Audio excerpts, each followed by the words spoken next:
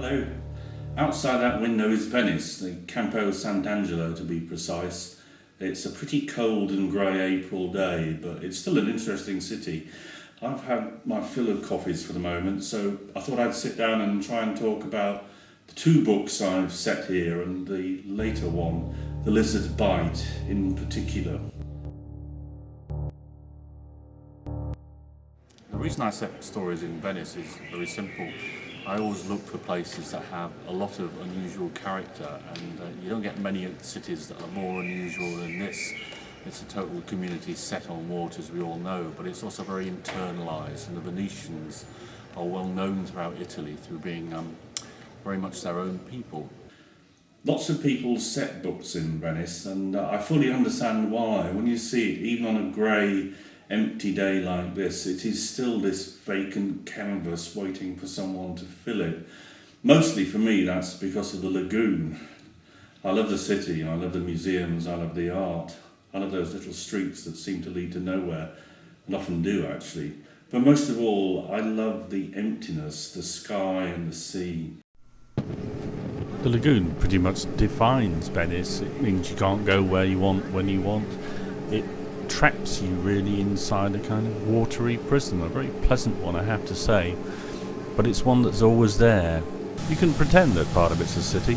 Here's Santa Maria Maggiore, a very beautiful part looking back towards Salute, but it doesn't take long before you realise that the water's always there. You travel half a mile and you're out in the open lagoon here, heading north towards Torcello, a beautiful area and one I always go back to whenever I get the chance.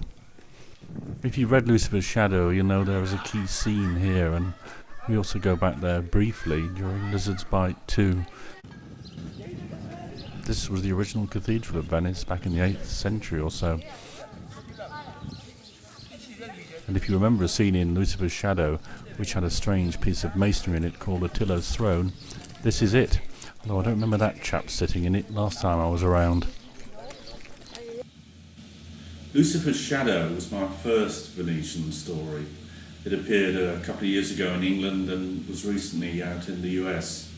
It's a tale that covers two different time zones. One in 1733 features some well-known figures such as Vivaldi and Canaletto, while a modern story is completely fictional and follows the same kind of series of events.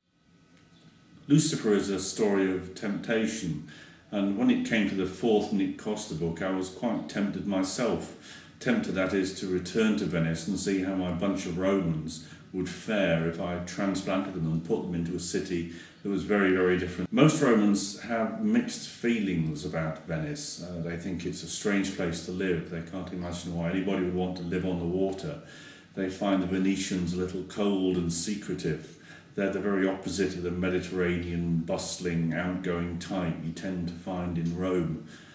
So when Nic Costa and Gianni Peroni and Leo Falcone are transplanted into Venice, they each have their own problems adjusting.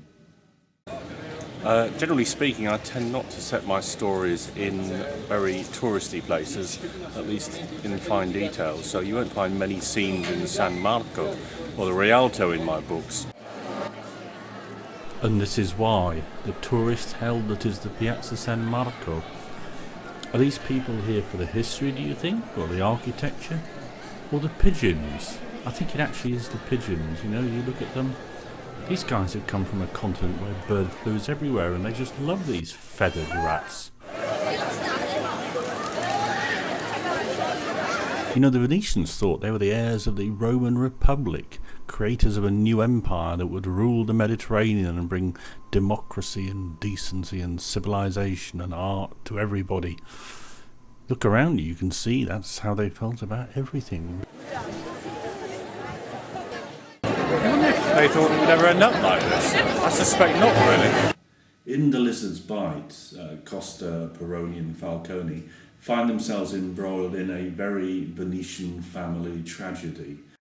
And it's one that takes place a million miles away from the pigeons and tourist hat of San Marco. It happens out here on the island of Murano, which is just off the northern edge of Venice proper, and an island that for centuries has had a very odd occupation. This is where they make glass. All kinds of glass. Nice glass, nasty glass. But these days, it's glass that most people don't want to buy. Wander around Murano today and you'll find that there are lots and lots of empty shops, lots and lots of furnaces that aren't doing so well. That's because tastes change, and the taste at the moment is not for Murano glass, which is expensive and very odd and often anachronistic in design.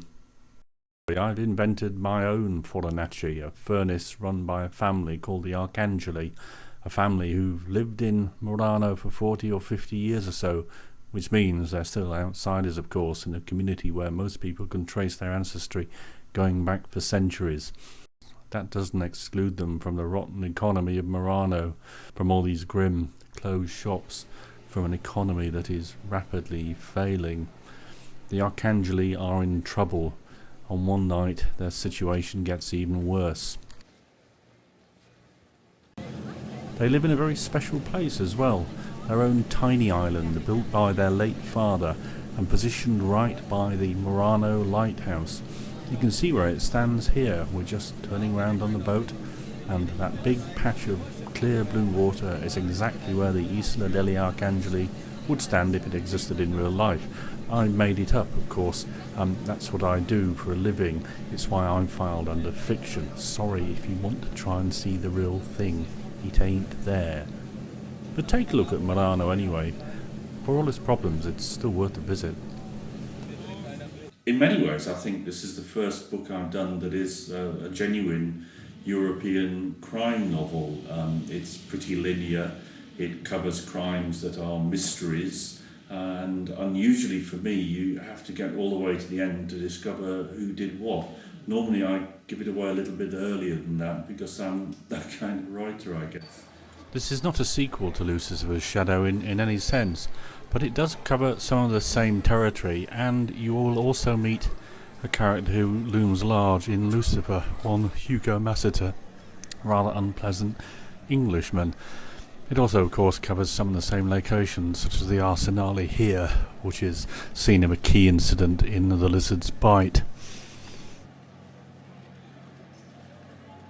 Because for all its grandeur, for all its wonderful church interiors like that of the Frari here, individuals are never far away from the real story of Venice, and this is the story of several individuals facing very difficult moments in their lives.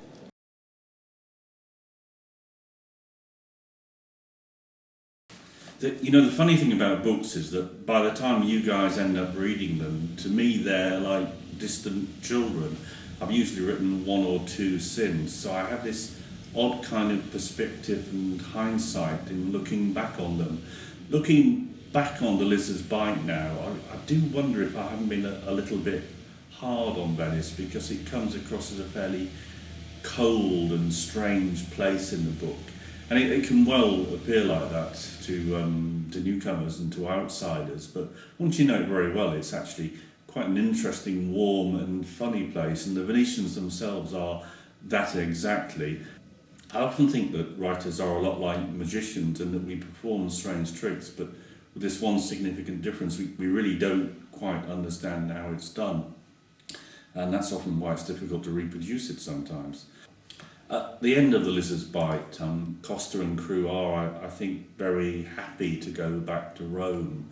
They miss it, it's their home, but also it's the environment in which they feel most comfortable. I hope all my books link characters and location very tightly, so they can't simply be transplanted.